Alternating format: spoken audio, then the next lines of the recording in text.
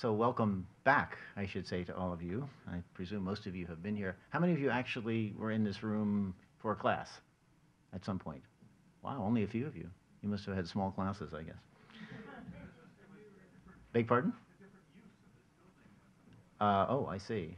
Yeah, the seats, the seats do look newer than the architecture. I will say that. The architecture is older than we are, and the seats are definitely newer than we are. Seats, well, there are a few places in the middle, but people will find their way. Okay, well, I'm glad you're all here and interested in how Islam began. I'm interested in it too.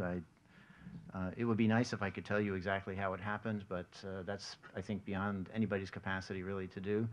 The main reason being that we have a very grave problem of sources when we talk about Islam's beginnings in the 7th century. As with actually the origins of many religions, but certainly in the case of Islam, even though it was once said that Islam sort of started in the full light of history. I think Renan said that.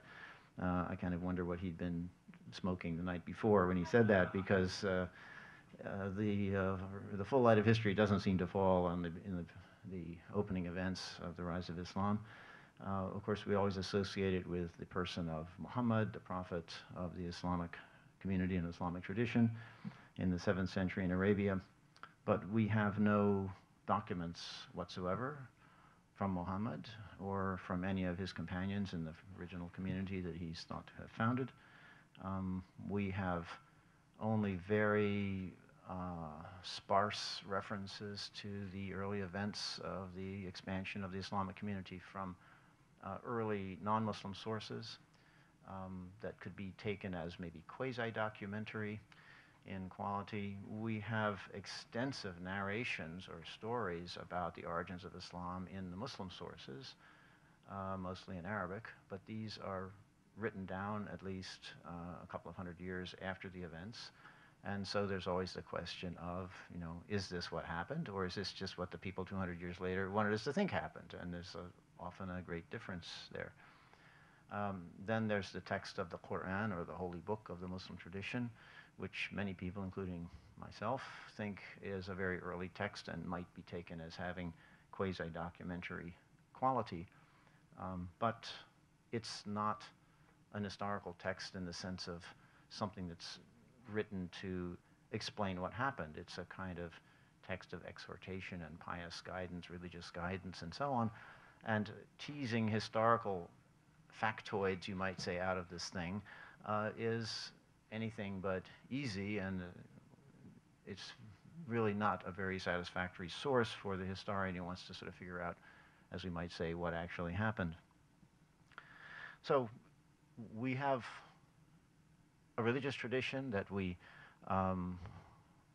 know a lot about from these later narrative sources, but our picture then may not jive well with what actually happened historically. And the question for the historian, like myself, is what did actually happen, and how close can we get to understanding that? Of course, if you go to any encyclopedia or any textbook that talks about the history of Islam or the history of the Near East, you will find a very nice, neat picture of what happened. What I like to call the traditional origins narrative. But it's based on these later sources. So we just don't know in what measure still this is a reliable picture. For those of you who aren't familiar with it, let me sketch out in the briefest possible way the general contours of that origins narrative, because whether it's true or not, the fact is that within 150 years or so, this origins narrative was taken by members of the Muslim community as the truth about how their tradition began. And so it really shaped the way the Islamic tradition evolved over time for many centuries after that, right up until our own day. So you kind of have to know that story, even if it's only just a story. And I think there's more to it than just it being a story. I think it actually has some basis in reality. The question is how much. And pardon my cough, which goes back to the early Islamic period. I had a cold. like a month ago, and the cough, was 5 days or whatever, but then the cough just doesn't seem to want to go away. So it will interrupt me now and then. So the traditional origins narrative, I guess we can say, begins best with the person of Muhammad, the person who's considered to have been the prophet by the Muslim community, whose traditional dates are somewhere like born somewhere around, say, 570, died in 632, the Common Era, and lived in Western Arabia, in the town of Mecca where he was born, and then for the last 10 or so years of his life in the city of Yathrib or Medina, which is about 200 miles or so north of Mecca. According to the traditional narrations, this area was a pagan community, or a set of pagan communities. That is, the populations believed in many gods. They had sort of astral gods, or gods that were considered to reside in stones or be represented by forces of the weather, and so on. It was not a monotheistic environment. So Muhammad grew up in this environment, and that at a certain point in his life, usually around age 40, it is said, he began to receive revelations, or seeing and hearing things which he took to be revelations from God. And the transcription, or the transcript of these revelations, what happened was he would sort of be overcome by the spirit, let us say, fall on the ground kind of sweating and shaking. And when he snapped out of this trance, he had a passage sort of burned into his memory, and he could recite it. And the recitations then were soon written down by people and collected, and this is what constitutes the text of the Quran. So in the eyes of Muslims, the text of the Quran is the transcription of the very words of God as revealed to the Prophet Muhammad. So what did he begin to understand from these revelations? Well, the main thing he understood was that there weren't many gods. There was one God, Allah, which means simply God in Arabic. So it's kind of a misleading thing when people talk about how Muslims worship Allah. They don't worship God. Well, I mean, it's the Christians in the Arabic-speaking world worship Allah too, because it's simply the word for God. And when you look at the Quran and you see how this God is defined, you realize it's the same God that's being talked about in the Old and New Testament, in the Hebrew Bible and the New Testament. It is the God who created the world and created mankind, and sort of tries to guide us to proper behavior and ethical behavior. In any case, this was the basic revelation for Muhammad, was that, hey, all of these, this pagan picture is wrong. There's only one God that creates the world and creates us and gives us life and gives us the bounties that off of which we live as gifts, kind of grace of God, and that it is our responsibility to recognize God's oneness and to be grateful to God for his bounties to us, for giving us life and so on, and that anything other than that is really an affront to God. It's the gravest sin, shirk, as it's called in Arabic, associating things with God or pretending that something else is in any way equal to God. So that was the basic idea.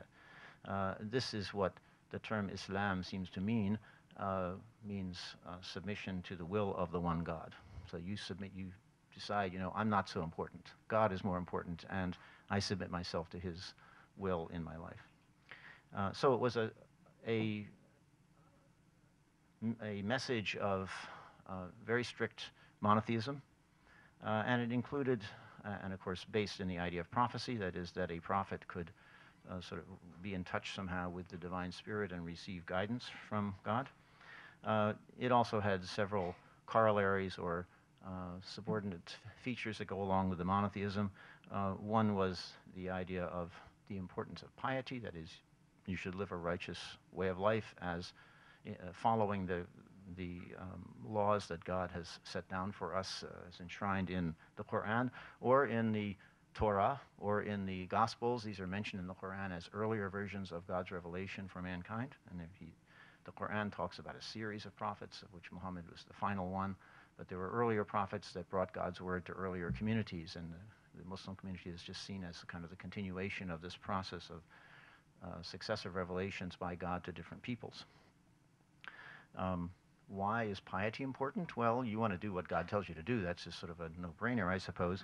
But also because there is also the notion of a last judgment. The idea is that at the end of our life, we will die, we will go into some kind of, I don't know, hyperspace or something for a time, and then at the end of time, all the dead will be raised and brought before God's throne for the final judgment by God, and then depending on how we lived our lives, we'll either be rewarded by being sent to heaven for the rest of non-time, for eternity, or we will be sent to hell to be punished for the rest of non-time. So that this whole idea of heaven and hell and last judgment is what sort of, shall we say, gives point to the need to be pious in your life. So these are the basic ideas that seem to have been preached by the Prophet Muhammad. He encountered a lot of opposition in his home community in Mecca. For one thing, the Meccans, as many pagan societies, tend to be engaged in a lot of sort of ancestor worship. They tended to glorify their ancestors, and they named themselves tribal names that had to do usually with an eponymous ancestor of some kind, and there was kind of sanctity associated with your ancestors, your grandparents and great-grandparents and forefathers. And Muhammad was saying, well, these people were pagans, they're all burning in hell, or they will. This is not something that most Meccans wanted to hear. Anyway, he became very unpopular at home. He had a certain following, of course, of people who followed his message, but he was then made to feel, he and his followers made to feel increasingly unwelcome in Mecca. And so in the year 622, he and his followers undertook what's called in Arabic the Hijra, which essentially means something like migration, but it also means a bunch of other things. It can mean the settlement of nomads, I think, but it also can mean sort of taking refuge. And he made the Hijra, then migration, to the town of Medina, or Yathrib as it was originally called. It becomes known as Medina, which means city, because it became known as Medinat the-Nabi, city of the Prophet, and shortened to Medina after he and his followers moved there in the year 622. And so this is an important moment because it marks the time when nascent community of followers of Muhammad really becomes autonomous. In Mecca, of course, they were living within the confines or the context of the Meccan polity and the tribal clan affiliations that ran that town. In Medina, the Prophet was invited to be kind of an arbiter by the local tribal groups, to be an arbiter for their disputes, and so he came in kind of as the person who was going to run the town or sort of organize affairs in the town with his followers. And so from 622, the Hijra, you really have the beginning of an autonomous Muslim community for the first time. And once he arrived there, we read in our narrative sources that are the source of this nice, neat picture of Islam's origins. We read about how the Prophet faced some opposition in Medina too and overcame that opposition, how he consolidated his control over the oasis itself, but also over tribal groups that lived in the countryside around, brought them into the sort of community in a new way. And then by the end of his time, he was able to actually take over the city of Mecca, where he'd come from as well, and overcome. There was a lot of opposition with the Meccans, and he was able to overcome that and absorb Mecca into this new growing statelet or polity that he was constructing in Western Arabia. After he died in 632, his followers then embarked on a rapid process of expansion, which is usually called the Islamic conquest or the Arab conquest. I don't much like the latter term. I think it emphasizes a kind of national identity quality that wasn't there at the time. It's a modern projection, but we can call it the Islamic conquest perhaps more satisfactorily. And this process saw the followers of Muhammad spilling out of Arabia in organized forces, armies we might say, or raiding parties that moved into the territory of the two great empires of the day, the Byzantine or later Roman Empire in places like Egypt and Syria, and the Sasanian or Persian Empire in Iraq and Iran, defeating those armies in many different battles and occupying increasing parts of their territory, ultimately completely overthrowing the Sasanian Empire and taking away from the Byzantine Empire very large parts of that empire's territory, particularly what we might call geographical Syria, everything from southern Turkey down through modern Syria, Lebanon, Jordan, Israel, Palestine, and so on, all of that, and then from there into Egypt, and from there across North Africa, on the Sasanian side, occupying Iraq, and then pushing up over the next 40 or 50 years into the Iranian highlands, all the way across to the fringes of Central Asia and the borders of Afghanistan. So within about 50 years or 60 years, this new community had somehow exploded and taken over politically a vast part of the globe that had previously belonged to the two empires. And it's not easy to explain this. The success of this rapid expansion process. If you go to the Muslim sources or ask Muslim interpreters of their own history, they would say, well, this is because God was on our side, and it proves that, we were right. And okay. If you go to historians who look at it in a different way, they will struggle to explain how this happened or why it happened. They might say, well, the two empires have been battling each other for centuries, and they just finished some major wars, and they were kind of weakened, and then this sudden new force appeared on the horizon, and both of them were too weak to resist it. It's not clear, actually, how it manages to succeed, to what measure it has to do with economic issues, to what measure it has to do with zeal for a new faith tradition and sort of inspiring people to do things that they wouldn't ordinarily do. We still don't know, I think, a lot about it. Well, in any case, whether we know or not, this is the most sort of cursory kind of sketch, the story that you will find in a textbook or in an encyclopedia or entry on how Islam began. Now, one thing you'll notice is that this movement that we talk about as expanding so rapidly, begun by Muhammad, is called Islam, always in the textbook. Muhammad comes and he founds Islam or begins Islam as a new religious confession, and this is what the expansion is in the name of. That is, it's seen that Islam as a distinct religious confession is there from the very get-go, from the first day, you might say, of Muhammad receiving his revelations. And in particular, that this new faith tradition was very distinct from Christianity and Judaism, with which, on the other hand, it obviously shares a lot of things. If you think about what they have in common, you will quickly realize that they have more in common than they have differences. I mean, they believe in one God. They believe in the idea of prophecy and a revealed holy text that somehow is God's word, enshrined in some form in a written text. They believe in the importance of following God's law as revealed in these texts. They believe that there's going to be a last judgment and we're all going to be judged and go to heaven and hell. So it's almost like they're variants of the same religious package of ideas. When you compare it to, say, Hinduism or Buddhism, there's really no comparison. These three are like three siblings, Christianity, Judaism, and Islam, and we might include Zoroastrianism actually as a close relative also in this package, with all these common ideas that they share, very different from most other world religions. The problem is that when we look into the Quran to try and understand a little bit more exactly what is this new religious movement about, one of the things is, if it's so similar, if Islam is so similar to these other religious traditions, then how can we say that this rapid expansion comes because of the zeal for the new religion? All the ideas are already known.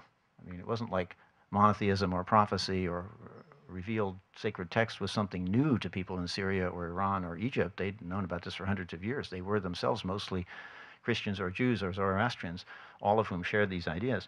So what's the big deal with this new faith? What's so new about it? When we go into the Quran, which I take to be the best evidence for at least the thought world of the early Muslim community. That is, it's the earliest text I think we have that comes from the community itself, where we can say, okay, these are guiding concepts for the community. We find some interesting things. One thing we notice is that, yeah, of course, the word Islam and Muslim are found in the Quran, but the text itself, the Quran itself, does not seem to be addressed to people who call themselves Muslims. It's addressed to people who call themselves mu'min or mu'minin, believers. Now, there's some connection between these two words, but believers is definitely the concept of being a believer is what matters. in the Quran. There are something like 1,000 different passages in the Quran that address themselves to, it's Ya ayyuhalladhina amanu, O you who believe, using the verbal form of this word mu'min, or just talks about the believers do this and the believers do that. The number of times that Muslim or Islam are referred to are far fewer, maybe 60 or 70 by comparison. So we have to ask ourselves, well, what does it mean then to be a believer? If Muhammad was actually starting, as I like to say, a believer's movement, because I think that's what the text tells us we have to think of it as, what does it mean to be a believer? We also see, I'll come back to that in a second, it's not just the time of the Prophet and in the Quran that we see this. When we start looking at the very sparse actual documentary evidence for this new community as it expands outside of Arabia into Syria, into Egypt, into Iraq, and so on, we start to get 20, 30, 40 years after the death of the Prophet, we start to get some real documents. We get a few papyri from Egypt, we get a few coins that the believers themselves have issued. And so these are true documentary, true pieces of documentation that come from the time and place itself. And what do we see? Well, we see some inscriptions that talk about the leader of this community, a number of them, and he's always referred to as the Amir al-Mu'mineen, the commander of the believers. They don't call him the commander of the Muslims, they call him the commander of the believers, which confirms in my mind the fact that this community thought of itself as a community of believers, that this was the operative concept for them, believers, not yet Muslims exactly. And a little later, we even find around the 50s of the Muslim era, so that would be the 670s roughly, 40s and 50s, 660s and 670s, still very early in the life of this new empire or state. We begin to find a few papyri that talk about, that are dated, and they'll say, written in the year 46, min qada al-mu'mineen, in the jurisdiction of the believers, which again sounds like the state saw itself as a community that was erected to somehow impose the values of this new community in terms of judging disputes. Qada al-mu'mineen, the believers' jurisdiction. So this notion of believerdom, if you will, or being a believer's movement, I think is really, we have to say, the sort of basic concept that informs these people's self-conception. So who then were these believers? What did they believe? Well, again, the place to start, I think, is the Quran, because we don't really have any place else so we can go to find out for what a definition of a believer is. And when we look at it, well, it says, of course, the believers should worship God, and they should be mindful of God at all times of day, and they should do good works of various kinds. You should do this and shouldn't do that, and so on. This is to be expected. But some verses in the Quran make it very clear that some of the so-called peoples of the book, Ahl al-Kitab, the term usually, clearly means, from various passages in the Quran, it becomes clear that it means Christians and Jews, are referred to generally as peoples of the book because they had received their revelations earlier. And it makes it clear in some passages that some of the peoples of the book were among the believers, or considered among the believers, and would attain salvation on the last day. Now, this is a very interesting concept. It suggests that our construction of Islam as a religion that starts completely different from Christianity and Judaism is a little bit skewed, or maybe a lot skewed, at least as it was at the very beginning. It looks like at the very beginning what we have is a kind of monotheistic revival movement that could include Christians and Jews if they were adequately pious in their behavior, because they did believe in one God and they did believe in the last day. And so they could be included in this movement. There is also, what can I call it? An almost document, I don't know. There's a text which is found in the later narrative sources, the Chronicles and so on, in several different ones, in different copies of it. They're almost identical, which is sometimes called the Constitution of Medina. And what it purports to be is a copy of a document drawn up by Muhammad with the people of Yathrib, the people of the city that he moved to at the time of the Hijrah. Now, this document, it's not a document in the proper sense because we don't have the original copy. We have a literary transcription of something that's said to be a document. Now, is it a total forgery or not? Well, everybody who looks at this thing, including me, but including a lot of scholars who are very, very skeptical about the reliability of these later sources, they look at this transcription and they say this has got to be a transcription of something really old, really early. Because if you were at a later time trying to invent such a document, you would never invent it in this way. It has too many weird archaisms of language. It has too many strange things in it that can't be explained according to the sort of traditional narration of how things developed. You know, if you were inventing something later on to foist it back and sort of project it back to the origins, you would never have come up with this. So the general consensus is that this text is in fact something like a transcription or a partial transcription of an actual early document that somehow survived. And when we look at this thing, it's very interesting. One of the things we see in it is that it speaks explicitly of Muhammad's nascent community in Medina as including Jewish clans of Medina. It says there are these Jewish communities and they are part of the ummah, part of the community. We are one community apart from other communities, but the Jews are part of our community. So this also suggests that there's some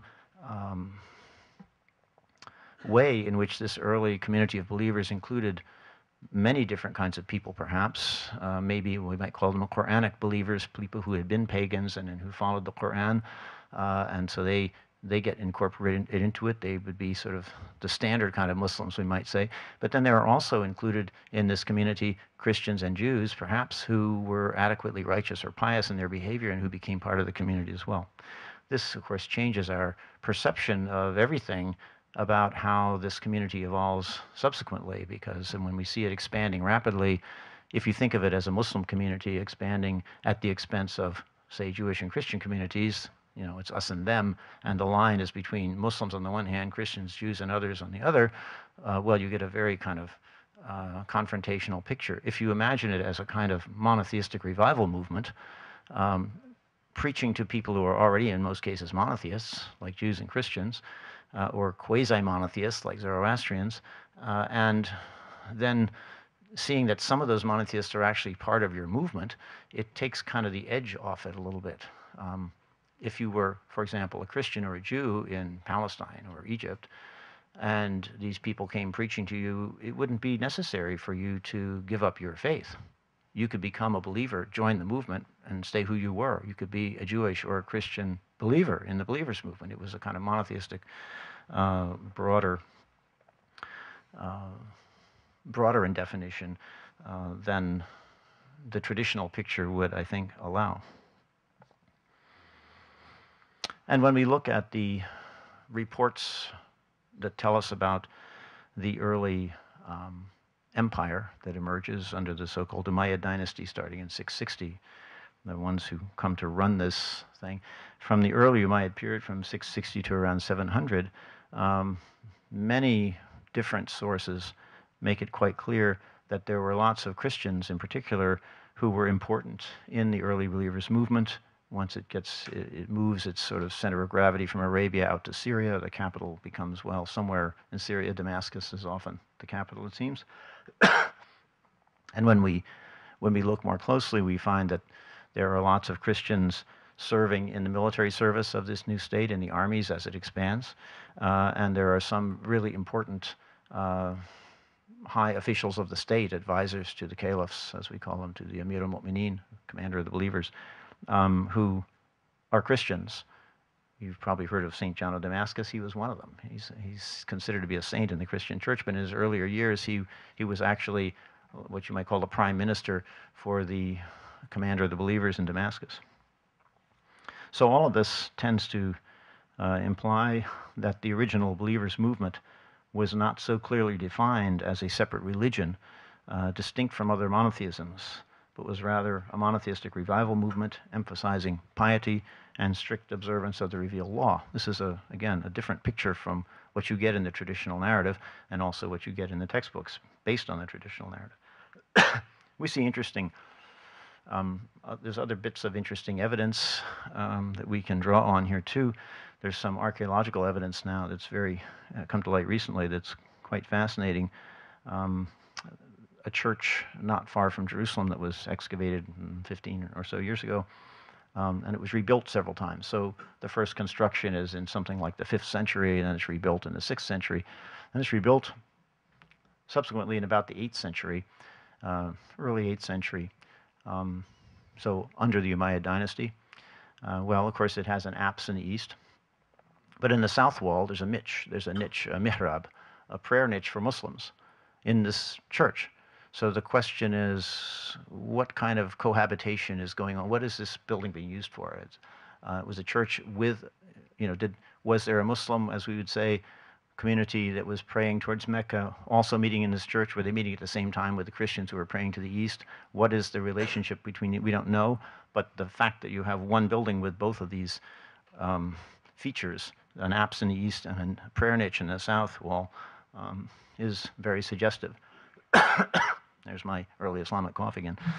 And we also find in the later narrative sources some very suggestive reports that say, well, of course, they couch everything in terms of we the Muslims, and they've already made this change into thinking of themselves as strictly as Muslims, different from Christians and Jews. They say when the Muslims arrived in Damascus, they took over the Church of St. John, the big church, which is now the Umayyad Mosque in Damascus, and they divided it in half, and the Christians prayed in one half, and the Muslims prayed in the other half.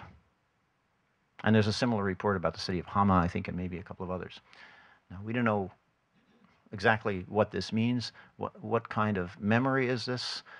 Is this some kind of effort to explain or justify the fact that the Muslims ultimately took over the Church of St. John and made it into the Umayyad Mosque in Damascus, which I hope you all go have a chance to see someday when things settle down in Syria a little bit. It's a wonderful monument. It's still there. But it is very suggestive that there is this close association for ritual purposes of, the Muslim prayer hall and the Christian prayer hall, we might say, in the same place. We don't know how Muslim ritual evolved exactly. A lot of the basic Muslim rituals are mentioned in the Quran, but they're not defined or described in the Quran. It just bits of them are referred to, so we know that Muslims prayed in the Quran. So in Muhammad's day, they must have prayed, and we know that their prayer involved bowings and prostrations because those are mentioned, but it doesn't say how many prayers a day you have to do. It doesn't say exactly how you do the prayer ritual, and it may be that the way Muslim prayer evolved was very heavily influenced by the way Christians and Jews prayed in the late antique world, because certainly Christian prayer, at least in the late antique period, also involved prostrations and bowing and so on. So we don't know how this process of ritual crystallization in what becomes the early Muslim community took place, but the coexistence of these communities in this, what seems to have been a sort of open, more ecumenical, monotheistic revival movement is very suggestive. Well, this expansion of the early community and becomes an early state is a case of state expansion, and so it was a conquest that involved armies and defeats of others' armies, as I suggested, with defeat of the Byzantine and Persian armies, are recorded both in Muslim sources and non-Muslim sources. But most of the towns and villages of the Near East seem to have capitulated peaceably. In any case, there's no evidence of destruction in the archaeological record to mark this so-called Islamic conquest. Very few exceptions. The city of Caesarea was besieged, and we see that's reported to us in our chronicles, later Muslim chronicles, and we do see evidence of a siege in Caesarea. And there's a burning layer and so on when the city finally fell. But this is almost unique. In hardly any other place do we find any trace of a conquest, of a forcible change of rulers. Now, it isn't to say that there wasn't some force involved. If an army camped outside the city, you might capitulate and the city would stay intact. But the fact is that for archaeologists, it's sort of become now a commonplace to observe that the Islamic conquest is archaeologically kind of invisible. You cannot see it in the material record going from layer to layer in the archaeological record. It just doesn't show. no, the pottery doesn't change right away. There isn't a sudden change of material culture. There's no destruction layer to mark it. You don't know, which of course makes it much more complicated to date things. If you get something from a certain late and you say, is this late Byzantine or is this early Islamic? Well, it was pretty hard to know because the culture was the same for 50 years there, and you don't know which side of the apparent barrier between pre-Islamic and Islamic this might fall on. There doesn't seem to have been any, or don't seem to have been any demands either that people brought into this new state convert to something immediately. These Christians and Jews mostly who lived in these towns were already monotheists. So as long as they paid their taxes to the new government, everything was cool, right? They didn't have to make any changes. There was no need to convert to anything. They were already monotheists. If you were a pagan, then you'd have a hard time because, as I said, for the believers movement, the idea that there was one God and you had to honor that fact or acknowledge that fact was something that they wouldn't compromise on. But if you were already a monotheist, you were sort of, in a sense, already saved. You're already there. So it means that archaeologically, the record isn't going to show the conversion to Islam or the transfer to Islamic rule, as we might say, the rule by this new state that starts in Arabia and then spreads out into the Near East. When then can we really talk about the emergence of Islam? When does Islam really appear for the first time as a distinct religion from the matrix of the believers movement? As far as I can tell, this happens towards the end of the 7th century, say in the 690s or early 700s. And it's associated, I think, especially with the person of the Amir al-Mu'mineen, or commander of the believers, or caliph, Abdul Malik, who ruled at that time. What we see is, beginning at this time, is an increased emphasis on the importance of the person of Muhammad himself as the prophet, emphasizing his prophecy, which is something that, let us say, other believers like Christians and Jews might not have accepted so readily. This would have been a problem for them, perhaps. So the emphasis on the Prophet Muhammad and the emphasis on the Quran as the key sacred text were the things that are the kind of the hallmarks of a newly crystallizing sense of Muslims as a separate religious identity or confession, distinct from Christianity and Judaism. And sometime around this time, I think, there's a kind of redefinition of the leading cadres of this community who were of Arabian origin. And they began to say, well, you know, these Christians and Jews who are believers, I'm not sure they're really believers, you know. Now, it's not clear, you know, they have some funny ideas about Jesus being God. It's very hard for us to accept this. And so I think what happens is that it's somewhere around this time, there's a kind of redefinition of the core group in the community as Muslims that defines the Christians and the Jews of the earlier movement out of the movement. So now they're no longer part of the movement, and Islam, as we can call it, becomes a separate religious confession. And I think they begin to focus on the term Islam at this time also as a way of finding a term that's in the Quran that is distinctive for them, the people who follow the Quran. They start downplaying this term believer. They say, well, it means the same thing as Muslim. And they don't date anything any longer using this old formula with the Qada al-Mu'mineen, the jurisdiction of the believers. They sort of bury that terminology and they start talking about this, well, these are years of the hijrah, years from the time of Muhammad's hijrah or migration. That marks the beginning of our community. So they start renaming or relabeling things, practices and concepts that they had developed in the first 100 years or so in order to make them look distinct from Christianity and Judaism and other religious traditions, and to give themselves a kind of new coherence as a new religious community. So this shift from the believers' movement to Islam is, I think, a really important thing that takes place around the year 700. It's very hard to know, and it's also, I mean, I think it was probably led by official decrees and official policies. We see it, for example, in the Dome of the Rock constructed by Abdul Malik and his advisors on the Temple Mount in Jerusalem, that beautiful golden building that you know is there. And it has inside it mosaics with inscriptional texts, which are selections of passages from the Quran. And they've selected the passages from the Quran that emphasize the fact that the Trinity is not acceptable. So it sort of seems to be drawing a line between the sort of newly discovered Muslims, the Muslims who have sort of really gotten a new sense of themselves, and Christians who believe in a Trinitarian concept, which from the point of view of Muslims, how can three be one? This is not something that they accept.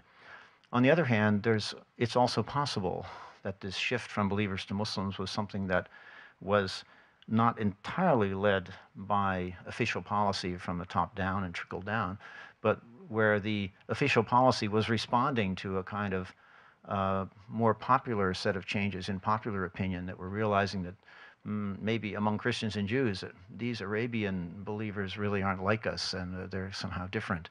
So in any case, whether it was from the bottom up or top down or simultaneously both, we start to see this process of sort of differentiation, whereby Islam and Muslims can really identify themselves as a distinct community, even though they had begun in a much more ecumenical kind of movement that had a lot, involved Christians and Jews, let's say, in the original foundational efforts.